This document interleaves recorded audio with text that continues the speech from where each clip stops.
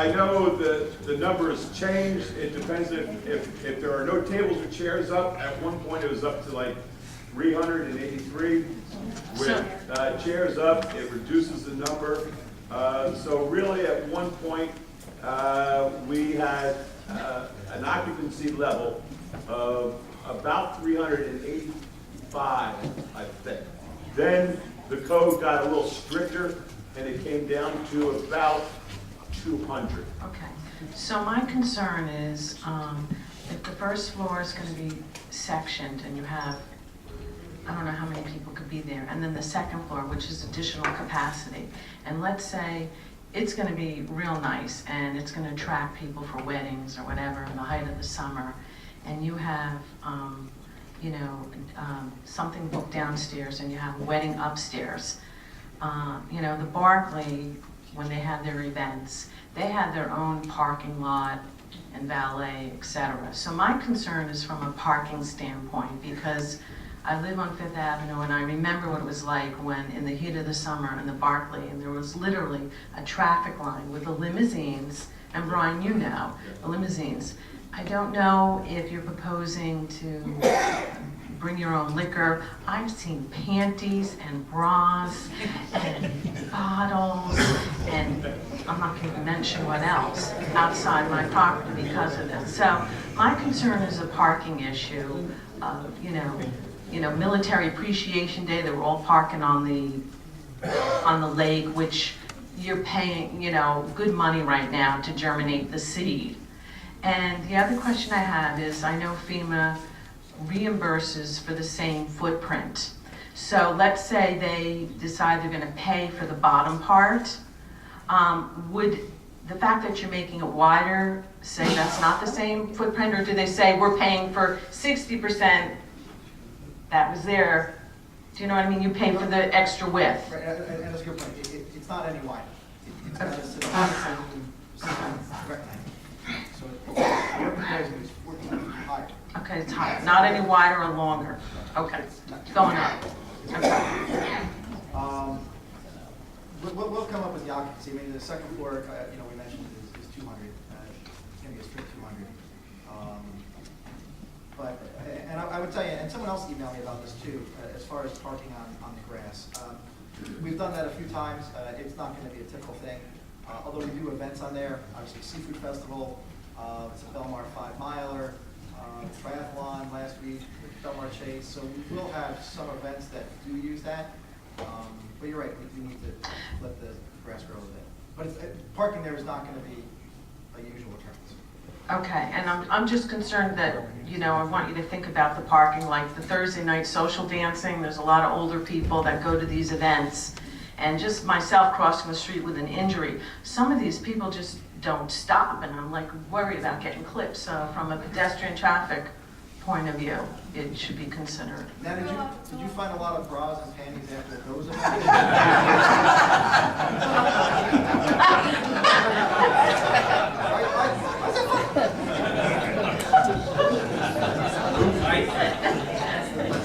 You know Harry. Does everyone know Harry? Very good. Yes, I just want to say, we can always provide crossing guards, which we have in the past. I know Taylor Pavilion, when we had concerts there, a resident, Taylor, said, we should have a crossing guard, because people are crossing in the yard. Concert, which went on until 9:15, and we did that. So we'll always have our police available to help seniors or people with mobility issues cross. So that shouldn't be a worry right now. Okay? Okay, thank you.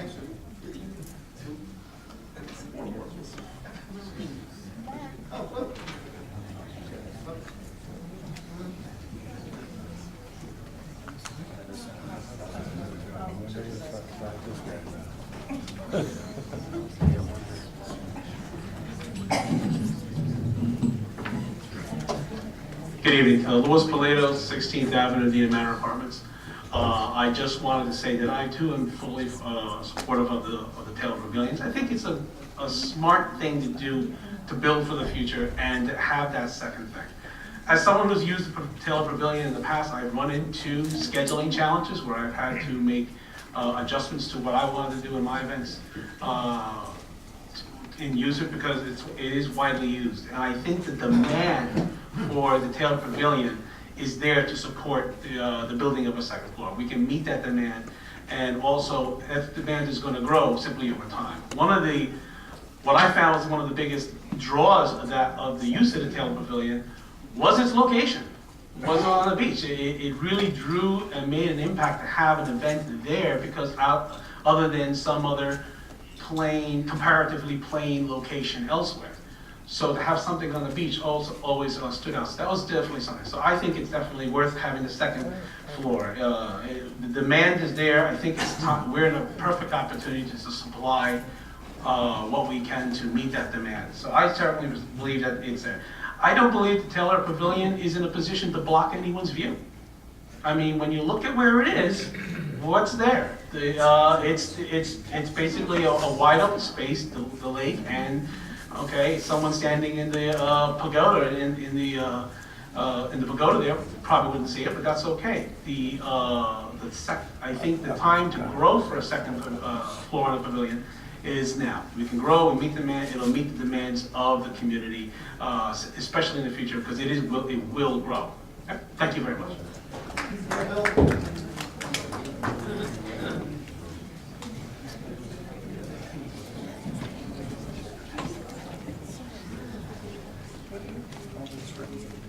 Good evening, Council. Bill McKim, 905 Ocean Avenue.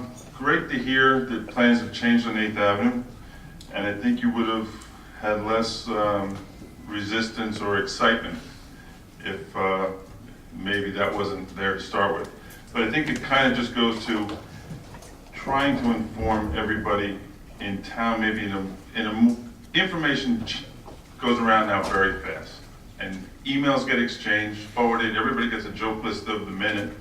So everybody forwards everybody's emails, and if something is misstated, it's probably been forwarded to 20, 30 people in town before you on the council even find out that there's something out there saying that the buildings are gonna be 60, 70 feet.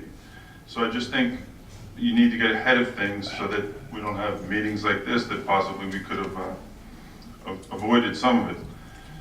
So my next point would just be, to some of the people here that are so worried about like beer on the pavilions, there was beer at Matisse at many a wedding. My sister ran Matisse, and I don't think anybody could really say too much about what was going on there in any negative light. And I think as we're looking at what we do believe is going to happen, which is just 2 buildings, that there should be at least 1 building on a 1.2 mile worth of beach. That's something where the residents can have things just the same way as the residents of Spring Lake have something and the residents of Avon have something to do on the beachfront. I mean, it's 1.2 or 3 miles of beachfront. We should be able to find a way to have a building that we can all say, this is part of why I live down the shore. Because we all know that we kind of hibernate a little bit in the summer because it's just so busy. But then we have the beautiful spring, the fall, and the other seasons where that kind of a building that we can use for events, possibly a small restaurant, something like that, that would be very useful.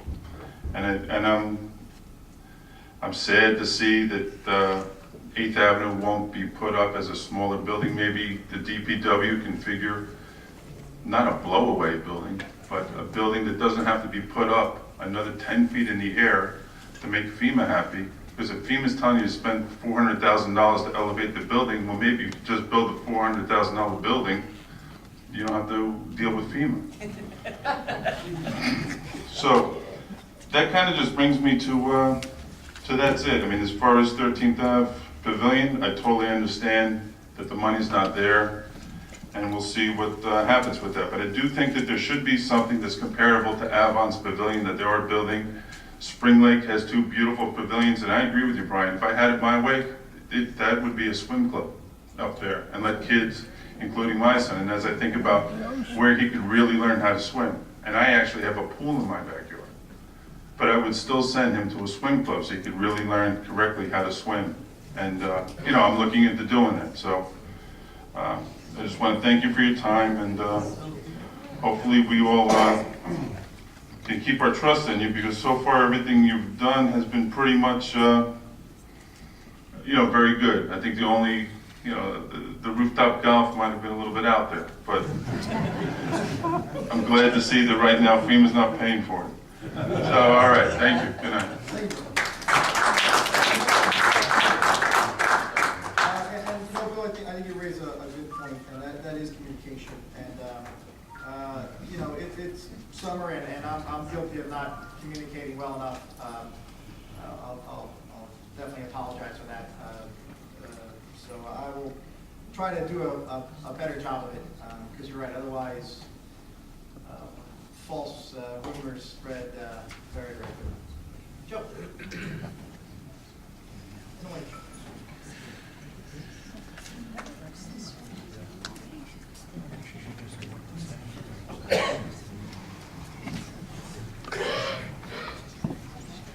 Joe Mangione, Lakeshore Drive. I actually have two questions, but I just want to make a comment first to Brian. Brian, you mentioned early on that your name's on this whole thing, and shame on me, I live right next door to you, and I didn't take the time to ask you any questions, and I think there was probably a lot of things in town where people could have communicated better, and all I had to do was look out the window and yell to you across the yard, and I could have done it. So, I hide from you, Joe. you know, you see me coming, you go the other way. My wife did the same thing on field pass. I do want to repeat what everybody said, so actually I want to ask two things in the form of two questions. Number one, now that you have this petition, what happens? Is something? What's the next step with that? We'll take a look at it. Okay. Given the fact, and I'm going to put aside the fact that misinformation, put that aside for a minute. Given the fact that this is clearly such an emotional issue, put the financing aside for a second, such an emotional issue to people in town, what's the downside of letting people vote on it? We're at the end of, we're in August now, September right in the corner, November is not that far away. What's the downside of letting the people in town vote and, find out what people want, what people want, once we have all the facts on the table? And you know what, people might want rooftop golf, they might want the 8th Avenue Pavilion. Yeah, look, I have an opinion on the second floor. I mean, I live there, and personally, I don't want it, right? I'm on Lake, Brian lives next door, he does want it. I mean, there's some good points that Brian's made about what we need. When you read some of the things that Kenny just read, there's some good points there. So if we take the emotion out of it, there's a lot of facts and a lot of information that if we can look at it all, just like the people in town, when it is such an emotional and a major issue, because it's not one of those things that's going to be gone tomorrow. It's going to be there for another 95 years, right? And I don't see any downsides letting people vote on it. So that's my question: is what's the downside to doing that? And you don't have to answer it now if you don't want, but I mean, it just seems to be a logical question. Okay, thanks. Unless you want to answer. You're welcome. It's not that there's a downside or an upside. I think it's our responsibility, my responsibility as the mayor, to continue to recover from Sandy. And part of that recovery is rebuilding the pavilions. As Kim left already said, maybe the idea of rooftop mini golf was a little out there. And we do listen to people, and we make modifications based on that. But, we were elected to lead, and it's our responsibility. And that's why I ask people to work with us, to get behind us, not to try to impede our recovery, but to work with us. Does that make sense? Yeah, it does. And look, I think in this case, though, it's a timing question. When you decided to fast track the boardwalk in order to get it done for this summer, that made perfect sense, right? There was a lot of reasons, economic. Well, it made a lot of sense, okay? In the case of this, the town functioned very well this summer. Not perfect, but with what we had. This is a 100-year, not to be dramatic, 100-year decision, right? So to take a couple of months more to get all the facts on the table and let the people in town decide doesn't seem like an unreasonable point of view. And I would tell you, if all of a sudden we came up with this idea, on Friday and put it on the agenda for today, I would agree with it. Brian McGovern and 8 other members, including Mark and Joe, spoke before, of the public in Belmar, started working on it back in January. They held public meetings every month. They met with architects, engineers, and they came up with this plan. We discussed it in July. Between July and now, there's modifications that I think are right to go forward. So you're right. This is not a knee-jerk reaction. This was very well thought out. They took public input. They took professional input, and I personally think it's time for this council to lead, to move forward, and continue to recover from the storm. And I think we need people with us, not against us. I'm not saying you're against us, but I'm just saying that we need to continue to move forward. Look, that's why I started by saying shame on me, because, I mean, in the sense of Brian was there for 6 months saying, what do people want, right? And he did exactly what the town asked him to do. But it got to the point where a lot of people started paying attention late in the game. And because it's such an emotional issue, it just seemed to me that it makes sense to let people really have their voice on it, that's all.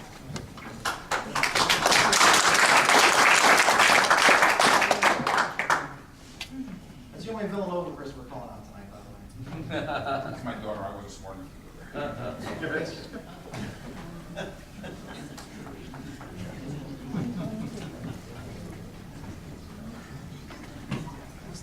So tired of raising my hand. Is there any other way we can do this, like lining up behind the podium? By the way, Joy is saying this 101 6th Avenue.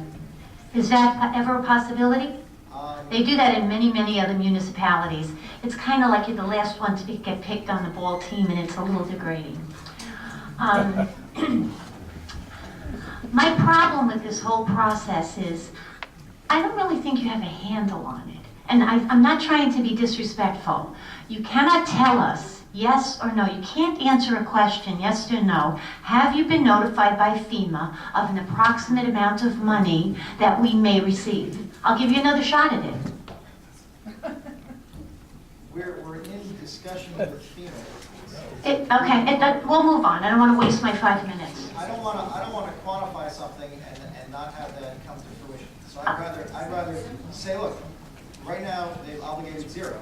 So if they come in with $2 million, Okay. great. If I said tonight they're going to do $1 million, and they came back with 900,000, there'd be a petition. But you could say it's an approximate, and I'm not married to it. Because you did go on record saying they were going to pay 90%. Now, what you didn't say is that after Katrina, they changed their policy, and they will not fund any new construction in a V zone, period. It is not false. I have the paper right there. Okay. They won't fund it. They will fund to repair buildings that existed before Sandy, but they won't fund new construction. Now, I have a document. I found it on their website. Do you want to say that it's wrong? I don't know what document you have. Well, I'll be more than happy to hand it over. I think it's like a court thing here. You can have it. I don't know. No, It's this is Here, let me another see. website's synopsis of FEMA's policy. It's their policy. It's their policy. They will not fund new construction. No, just so you're sure, this is not from FEMA. Okay. I understand it's from another website that is putting out FEMA's policy. It is FEMA's policy. It's from FEMARecovery.com, which, When you go onto FEMA, they lead you there. this is not a government website. Well, it started out as a government website. So you can do it yourself because it's very easy to retrieve. Okay. And it's true, and that's why Avon is not being funded, because FEMA will not fund new construction. They will only fund to repair pre-existing construction that was damaged, and only depending upon the amount of damage that occurred to it. I mean, it's like a formula. It's not an unknown. We shouldn't be told repeatedly incorrect information. That's what started my concern. The other thing is that we really do not know what you're bonding for. We don't know what the building looks like. You don't really have an opportunity to review it in town. You say everything is transparent. You say that people put out flyers with lies in them, but you don't say how difficult it is to... I know, I'm part of that. My number is right at the bottom of it. I'm not, that had a lot of information, and you made one inaccurate comment about it, about the golf course not losing money, and it is. I mean, there was a lot of information on that. You didn't find any other lies. A lot of false information. Well, you didn't bring up any, and I think you would have loved to if you could have backed anything up. It was a very accurate flyer. We're not fighting building the pavilions. We're not fighting at all. We're just trying to say we want to be heard. That's all. We're not fighting. I like the pavilion. I like the pavilion. I like the beach. I moved here specifically because I'm not afraid of crowds and being close to people and certain things that maybe other people wouldn't be happy at the beach. You're going to replace a modest beach building that had a porch and it was nice. And I understand, Brian, you want to think forward. But this is a 15,000 square building that you are going to construct. It has a wall of retractable glass. Whose idea was that? Why do we need that? That's going to be our legacy to our children? Cleaning glass? Maintaining a retractable wall of glass? Where does that say anything about Belmar? The construction doesn't make any sense to me at all. The design doesn't make any sense to me at all. And the amount of money you spent on it doesn't make any sense to me at all. I understand. And Joy, I don't want to cut you off, but we try to keep everything in 5 minutes, so everyone's opportunity. So am I done? Yes, ma'am. Thank you. Yes, ma'am. If you wear bright green, you will also be cold. I'm trying. My name is Katrina Klapsis. I live on B Street, and I was part of the petition. And I think what everybody's getting confused about, what the petition is asking for is to give all of you a right to vote so that we don't have to come in here and argue and fight and pit against each other. If we are giving a right to vote, then that will be done in a voting booth, and you will have a clear-cut understanding of what the residents of Belmar want. But I would like to be able to vote. I would like to know what I'm voting on. I would like to know how much it's going to cost. I would like to see a plan. Right now, we don't have that. I feel a little insulted that doing my duty as a Belmar resident by knocking on at least 100 residents' doors that I don't even know, and I got to know a lot of people in Belmar by doing this, overwhelmingly, everyone that I spoke to wants to have a say in the buildings. That's all. We would like to have a vote. I don't understand your resistance. We're not saying you didn't do a wonderful job so far. You have, our boardwalk's beautiful. We're all happy. Some people want to keep the trailers. Some people want 2 stories. Some people don't want this pavilion, but they want that pavilion. If you bring it to us, show it to us, let us look at it, and then say, okay, you vote on it, you will have a clear-cut understanding of what we, the voting residents of Belmar, really want. Thank you.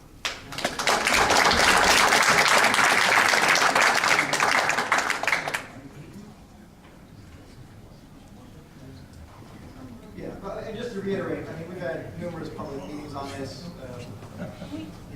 So no, you're not gonna let us do it, right? But not on these buildings, Mayor, not yeah. on what you're proposing now. Yeah, we have. Not on this building you're proposing now. We've had more public meetings on the buildings on the beachfront than anything I can ever remember since I've been on the council in 2007. And that includes, redevelopment on Main Street. Sorry, go ahead. Villanova class of 80, so you got a second one up here. Don Who's Paragano. up next? Where are the cops? Don Paragano, 7th Avenue. I came to the last meeting here, and I had asked you at that time, and you said you would check into finding out whether or not the FEMA money runs out if we don't use it in a certain period of time. Yeah, it's not as if it runs out, but you have to apply and explain what you're looking to do within 18 months. So there's a time frame by which you have to. So that would lead you to believe that you'll determine what to do on 8th Avenue on 13th within that 18-month period, because at least you'll know whether you're going to be getting their money or not getting their money, correct? In theory, yeah, but you can put a plan together and you don't necessarily have to accomplish it. But you're right, it would make sense to do it so that if you had that, if you wanted to go that route, you would. One of the things we did was we declared the entire beachfront area needed redevelopment. We haven't done anything with that. We may never, but it's a tool in our toolbox in case we do need something. So we would do it the same way in case we did want to move forward on it. I know I sat through a number of meetings. I was at one of the meetings where they're discussing the buildings. The plans are available, they can be seen. I know that I've given my input at one of the meetings that Brian was running before and had a chance to speak on it. I was here at the last meeting when we had about a third of the room full instead of what it is today. And I know that you pulled the 8th Avenue building off the project, and I think you listened to what was being said there.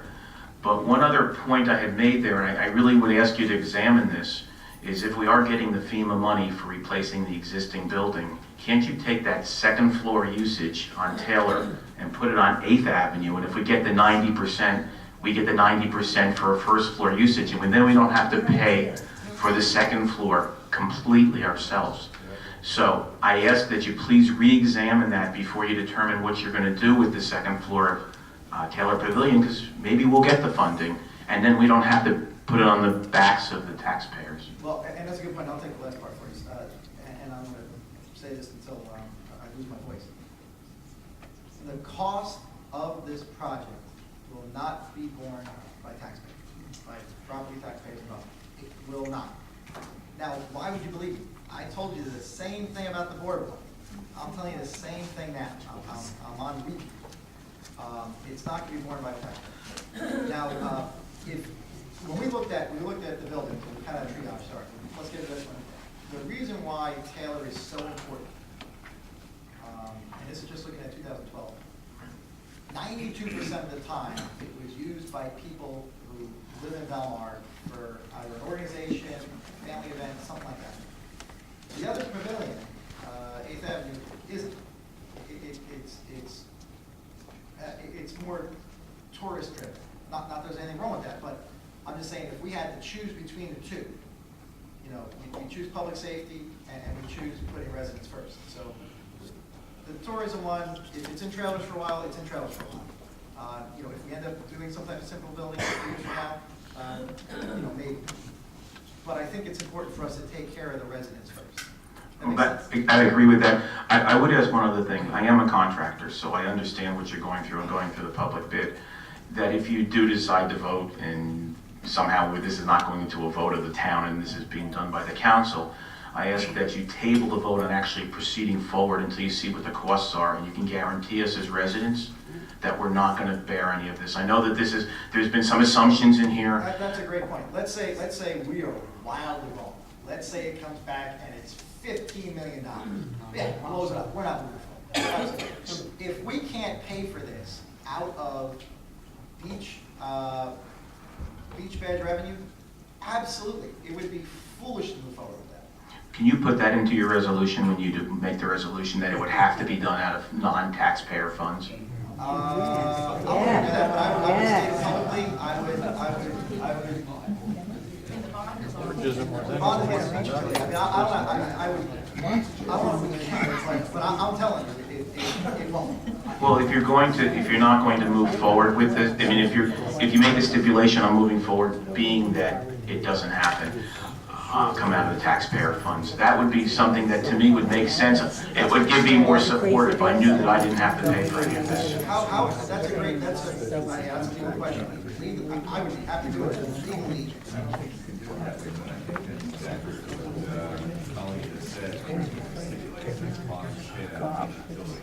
So the source of revenue for that bond is utility. So that it can't be out, it can't be paid out. One last question, if I could ask too. Are you going to start? Are you going to it's a simple yes or no. When are you going to start the increase in the badges? Is that going to be immediate, or would you be waiting till next season? 2014. Thank you.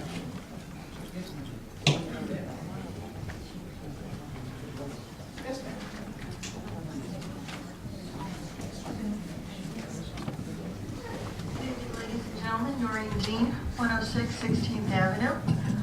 Hi. Thank you. I just wanted to tell you that when I was canvassing for petition signatures, the overwhelming information that I got from people, and again, I think all of you know me, I just present it. I want to know whether you're interested in putting this on the ballot to vote yes or no. I didn't feed anybody any information or try to sway them anyway. What they were asking is, and remember, I live on 16th Avenue. A lot of the people in our surrounding area or end of town have had sewage in their basement. With recent rains, they went through the problems that have been discussed over and over and over again. They're still cleaning up. Some people have sewage flooding and both at the same time. Could we possibly hold off? I know you just said about 18 months, to get the plan ready, but do all the infrastructure first?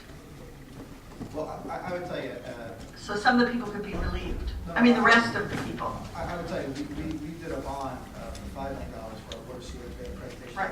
That was from the sewer to the water. I would tell you that, based on my experience of going down to Pass Christian, Mississippi, this past December, and seeing what happened to them after Katrina, our underground infrastructure, you're right, it's in bad shape. As one of the women mentioned before, that they keep getting water in their basement. It's happening throughout town. Our infrastructure underground is shot.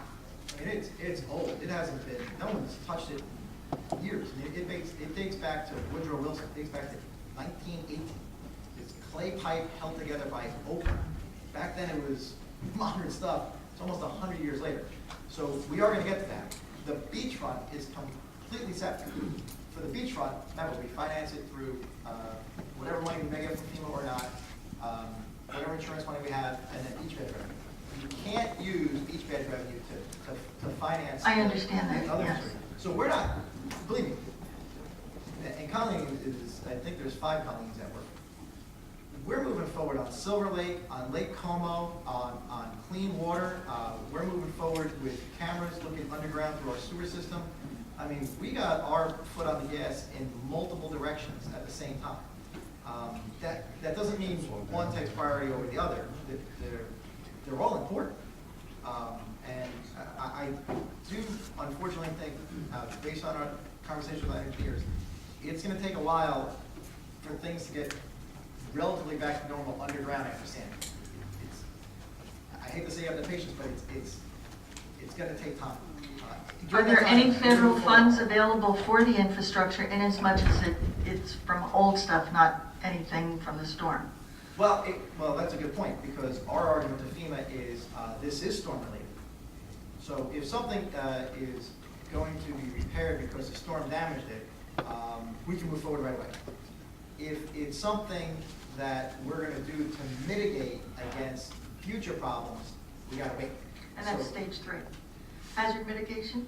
Hazard mitigation, that's another stage. So we have projects that are in hazard mitigation stage. We have projects that are in repair and recovery. We have the beachfront. So again, and this is common credit. She's working on multiple levels, and while she has to run the town, she's also got to do this. So I don't want you or anyone to think that the sewer problems, water problems aren't a priority. Oh, I don't think they're being They ignored. certainly are. I just think people think that they should have that done first. Right. And then relieve, and then go on to the pavilion. And I'm going to tell you, and that would make sense if water was coming to my basement and I heard all these people going around passing petitions saying things would be 17 feet high. Oh my God, why don't they just take care of what's going on here?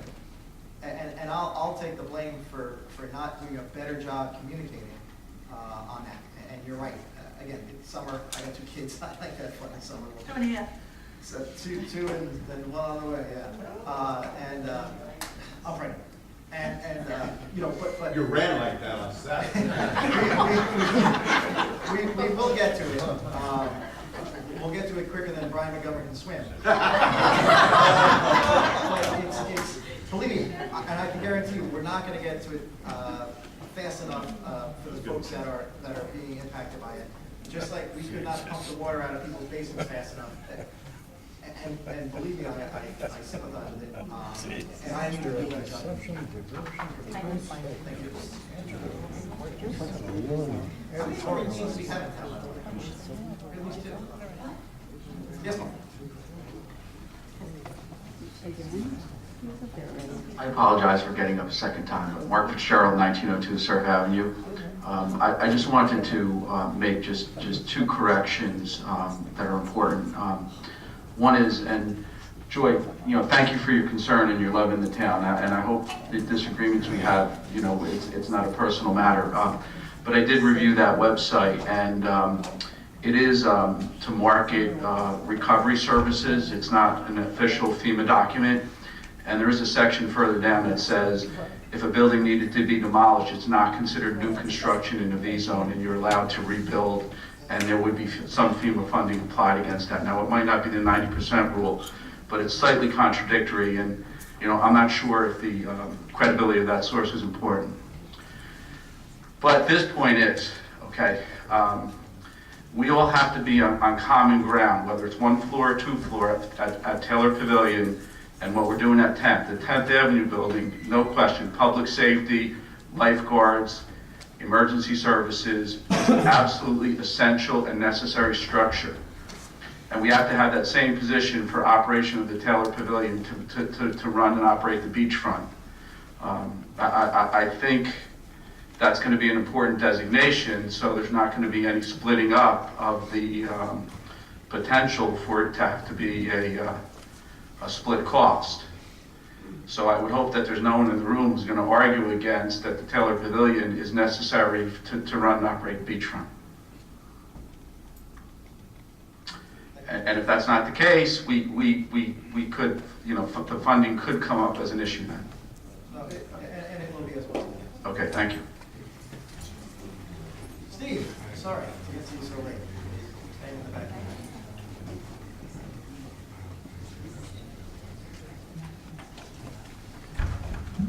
Steve Vita, 402A Street, former owner of the Barclay. I think you guys all remember about a year and a half ago when I came in front of the mayor and council to have the restrictions on my liquor license removed. There was a petition brought in by 2 different groups, the same petition. One was signed by 115 people, the other was about 43 people. I contacted every one of those people on the petition on both ends. I talked to about 116 people responded to me about the same issue. And the issue is, the same items, Matt, that you're saying this petition is a lie. When I said to you the Barclay was not going to be a nightclub, it didn't seem to matter. The issue that people come out in the neighborhood against the Barclay was parking, garbage, people coming out of parties late at night. You have no parking for this building. Now, if you're going to have 2 floors, and I think, Brian, would you say the occupancy was almost 380 people with no tables? The 200. Yeah, it used to be with just people in there when we had like the school dance. It was up around 380. Okay, so then the code's got a little stricter. Right. I think it knocked it down to about 200. And then if you put tables and chairs in, it reduces it even more. Okay, so some hybrid mixed in now with 2 floors, you could have an occupancy of 400 to 500 people with tables in, tables out. You have no parking for this. Garbage facility has to be picked up now at the beach. Crowds running through the neighborhood. I mean, there's all the things that came out against me at the Barclay, which now you're proposing as not an issue for your building. Can you explain that? I didn't sign any petitions about the Barclay. No, but you used the petition that was signed against me to not lift the restrictions on my license. I don't think I voted. Yes, you did. I don't think I voted on it. No, you didn't vote on it, but the other members did. But I don't understand why you were accused of that vote either. I think because someone had retained an attorney that I had spoken to. Yes. It was advised by council at the time. So council advised me to recuse myself. Right, I remember that. That's right, Matt, you're right. You brought up an issue before about credibility and honesty and everything like that, and what Jim brought up about how these no-bid contracts can go out to a company that your wife is affiliated with. And you've said it a number of times to Jim, where Jim can say it as many times as he wants, it's not true. But I also say the same thing for you, Matt. Like, you can sit here and tell us what a great businesswoman your wife is. And it's really easy to be a great businesswoman when your husband is the mayor of a town giving out no bid contracts at quadruple the amount a bid contract would be that she's affiliated with. You also said a couple items tonight about how you're going to save money, raise money for the town. There's another resolution tonight on the board for Havens and Hamptons property. Yeah. There'll be a long-term tax abatement for that property. And what's the reason for that? It's to redevelop the Haines and Hamptons property. It's the same developer who developed 8th and Main, sort of the same type of structure, but also the same type of financial structure, where it would be it's called a pilot, payment in lieu of taxes. Right. What it does is it actually generates more revenue for the town as opposed to regular property taxes, and also saves him, the developer, on his expense for having to pay the municipality. So What's the he payment? pays less and we earn more. What is the payment from him? I don't know what the schedule is. Yeah, I can get the schedule. There's a defined schedule in the ordinance. You don't know what the amount is? I don't off the top of my head, no. Will it be? Last time I looked at it was It's online. first reading introduction. And the town will get more than what the tax base would be on the property? Well, you understand, a pilot is a payment in lieu of taxes. So every time you pay your taxes, it's think about a tax dollar. It's whacked up 3 ways. Right. Municipal, school, county. Payment in lieu of taxes, 90% of that just goes to municipality, the other 10% goes to the county.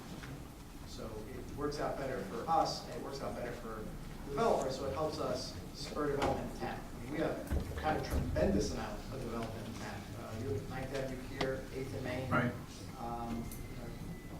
We're heading in the right direction, as Brian mentioned, the Ice House as well. So, when it comes to Main Street, west, we're humming along at Now, that pace. Taylor Pavilion, will there be alcoholic beverages sold there? Billy Young seemed to indicate it would be. Sold there? No, not sold. Not sold. There will be a liquor license on the premise? I would remind everyone that the previous Taylor Pavilion, and I'd like to refer to this as the Nicolay Amendment, the previous Taylor Pavilion never had alcohol. And then we started to allow beer, wine, and champagne. And I think the only time we had anyone get in trouble was a women's club event where they had mimosas. Okay. And one of the women there ratted them out. Okay, my question is, will there be a redevelopment liquor license associated with Taylor Pavilion? No, that's your 5 minutes. There will not be? There will not be. You put that on record, okay. On the record. Won't Thank you. Gene. Ooh, sit too long. I know. That's old age. I've been a resident of Belmar for a good minute. Sorry, Gene Corey, 1201 L Street, Belmar, New Jersey. I've been a resident for Belmar my whole life. I've seen a lot of changes. Under Mayor Pringle, the town started changing quite a bit. We lost a lot of summer rentals. Think of all the, Brian, you've been around, think of all the bars we used to have on Ocean Avenue compared to now. There's a lot of changes made there. A lot of changes made with this mayor and council, Mayor Doherty and the council itself. I think we need to sit back, take a breath, and I've heard the pros, I've heard the cons, points on both sides, but we need to think back. We've been through a lot, people. Think back 9.5 months ago, okay? This mayor, this council, fantastic job of getting us through Storm Sandy, okay? Our first aid responders, our police under Chief Palmisano, Mike Campbell, the Director of Public Works, fantastic guy, and all of their guys, right? God knows what they were walking through when they were pumping out some of these cellars. They were down there doing it around the clock. Fantastic. We need to sit back and think of what we're at. Now, when we pick items like this that are very, obviously very divisive, okay? We need to sit back, and I don't care whether you're Republican, Democrat, Independent, what we are. We're Belmar. We're united. We need to be united, and we can have discussion, hold it. We can agree sometimes to disagree, but let's get together, let's compromise, and for the united Belmar, whether you're Democrat or Republican, okay? Other than that, I hope to see everybody at September 28th at DJ's for the FOSS benefit, which Mike is a great idea, and a great cause. And while we're there, we might also think of not only this benefit, but all the other benefits that DJ's puts on for this town. And thank them while you're there. And other than that, great job. And the way we got going with our boardwalk, you ride up and down the beachfront, our boardwalk, we're jumping. And that's the way Belmar should be. Look at Bradley, look at Avon, look at Spring Lake. Go up and down the coast. We're going. And you know, it's just like a good restaurant. If you have a good experience, you go back. So this may not only benefit us this year as it has, I think it's going to benefit us in the future. But let's get together, let's get some compromise going, and let's get united for the betterment of Belmar.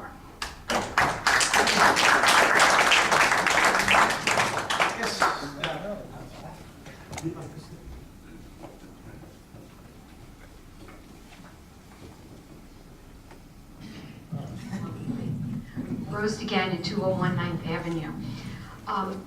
I have a question. It has to do with the pavilions and the boardwalk, but indirectly. We're talking about funding, and the boardwalk is beautiful. Possibility or not a possibility of pavilions. Are we doing anything as far as dunes? Is the state or is anything coming in to protect what we're putting our money on into? That's another bucket that Freeman refers to as hazard mitigation. So we originally went out to bid for the boardwalk. We also wanted to put up the dunes as well. But since they weren't there beforehand, we couldn't do it as an improved project. We couldn't do it as part of the project. So we submitted. It's a competitive process. So we're competing against other towns for a limited amount of money that FEMA allocates separately from all the reconstruction and rebuilding for hazard mitigation. So, you know, the idea was to take the way our old engineers, the guys are still here, but Bert's engineer designed it was take 30-foot long pieces of steel, drive them into the sand about 26 feet, right? So they come out of the sand floor, bury them with sand and plants on them. So aesthetically, it looks like a dune. It may be the same height, maybe in some areas, maybe a foot above the existing boardwalk. But the way it's designed is the next storm surge that comes, it would scour away the sand, but that punch would be absorbed by a 1.3 mile steel bulkhead, as opposed to the boardwalk and then going into the, you know, once it crosses Ocean Avenue, as we well know, Belmar's a bowl, so the only way to get it back out is to pump it. So, you know, we're still pursuing that. We believe we're going to hear sometime the end of August, hopefully end of August, maybe beginning of September, about that project, about the project at Silver Lake, about our other hazard mitigation projects. Also, another one that we spoke about a while ago is the Cleary Park. People tend to forget what happened in Cleary Park as well. That was severely damaged from the storm surge that came in through. So we haven't forgotten about that either. So you know, we're still pursuing all those, but it's a separate bucket. Some of it doesn't make sense. You know, why didn't we just do it all at the same time? It would have been cheaper, sure, but we have to follow FEMA's guidelines if we want to get the reimbursement. And that's something I think hazard mitigation is capped at 75%. And is there a timeline on that? Like I said, hopefully the end of August, beginning of September, they'll start making awards. When I say awards, they'll say, okay, we bless this project. We would have to go out, we'd have to bond, we'd have to complete the project, and then we would get reimbursed from FEMA, just like the boardwalk. The difference with the boardwalk was we didn't have to wait as a process, we could just go rebuild it. Same with the pavilions, they were there, we could go rebuild it, and then move forward. Now, would we do that before we did any further? Would we do the protection before we did any other further construction, or? I don't know what the timeframe's going to be. It may coincide. I'm not sure. I imagine there'd probably be two different contractors. So I don't know how one wouldn't get the other one's way.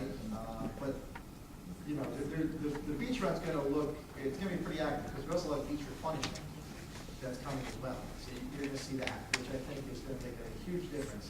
And if you ever really want to be aggravated, just think about how we were on the list for beach replenishment prior to Sandy, but the Congress never funded it. Think about how much better we would have weathered that storm had we had wider beaches. And all you gotta do is look at the Belmar fishing pier. Look how wide their beach is, that thing's still there. Yeah. Versus, you know, corner of 99. Mhm. Okay, thank you. Thanks. Thank you, Rose.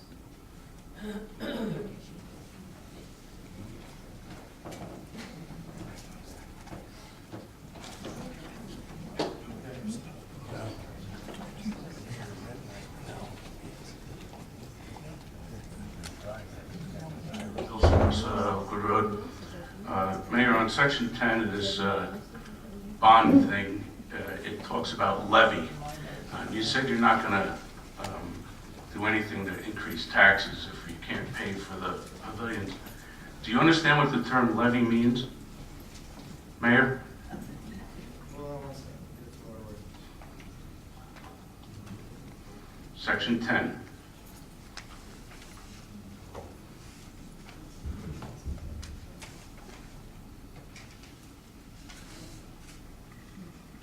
Yeah.